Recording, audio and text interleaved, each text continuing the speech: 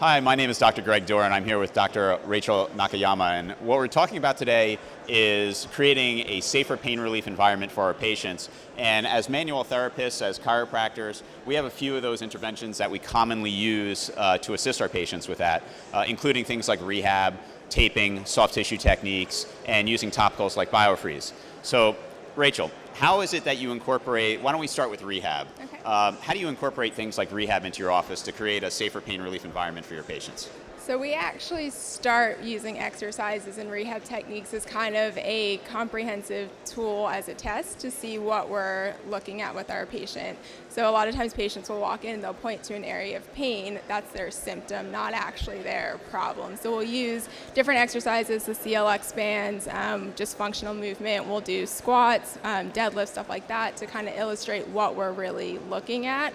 We'll go in, we'll treat, and we'll usually use other tools with those exercises in treatment. We like movement as our focus. Okay. Now, also from a standpoint of as that patient is using some of that rehab, now I do very similar things, like I'll look at a plank and we know that that's an exercise, but at the same time you can pick up so many body distortions just by watching them do rehab exercises, and it tells us a lot of what we have to do otherwise, not just where the point of pain is. Now, how do you incorporate that to make them a little bit more independent? How do you use your rehab techniques so that the patient will actually stabilize and maybe need less hands-on intervention? We actually will train them, so they'll do all the exercises in clinic, and we'll send them home and have them work on them for 2 weeks, and we'll keep progressing them. That allows us to see what they're doing at home, their dedication to their treatment to actually get better, and then as they're progressing, that means we can space out their visits more and more. Excellent. So it's creating more of that independent stabilization, knowing that they're not going to need as much intervention to keep themselves pain-free. What about soft tissue? What soft tissue techniques do you use, and how do you integrate that into your safer pain environment? Soft tissue is actually the primary focus of our clinic. We don't go in with the mentality of adjusting first. We focus on the muscle being stronger than bone, also with your ligaments, your tendons, all the other soft tissue components. So we'll look at using techniques such as functional soft tissue. We'll use hot grip tools. We'll use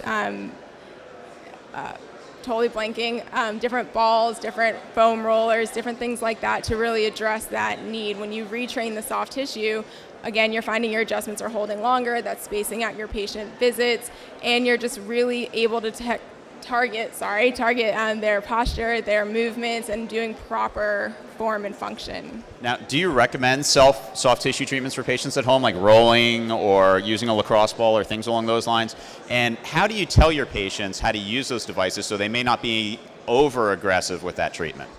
It depends on the patient, obviously. We're not going to send someone in acute pain home and say, go and foam roll. We usually use the analogy of anger. When you're really angry and someone's poking at you, are you calming down? If you're not calming down, your muscles aren't going to calm down. So that doesn't mean go aggressive, don't take a lacrosse ball and sit on it for 4 hours, don't foam roll. But once they've been with our office and they understand patient education, then we'll send them home and say, you can foam roll and here's proper technique and form with that. Excellent. What about taping? What do you use for taping? Is it something that you use so that your patients are better able to exercise or treat within your office, or is it something that you use more as a prescription for them when they leave your office? Similar also to techniques that we've learned with the functional soft tissue courses, we'll send them home with taping for pain taping, we'll do edema taping, lymphedema taping, and we'll do structure taping, and it again depends on what they need to focus on. Pain taping, we will actually teach them how to do that. That's a simple technique. They can lay that down. Everything else is to kind of hold what we've done in the office visit, again, to prolong our visits and to help keep that treatment beneficial. Excellent. And topicals, what are you doing with your topicals? How do you integrate that within your practice? Topicals, the only one we use is BioFreeze. We use that usually at the end of our visit to kind of, as everything else, keep holding that treatment in, and then if they do have an area of pain that's hypersensitive, BioFreeze will allow us to get in there, numb the area, get in deeper with our tools or our taping or whatever else we need to do. Excellent. So this is Dr. Greg Doerr and Dr. Rachel Nakayama, and here we are talking again about trying to create a safer pain relief environment for our patients and keeping our opioid problem at a minimum in this country. Thank you.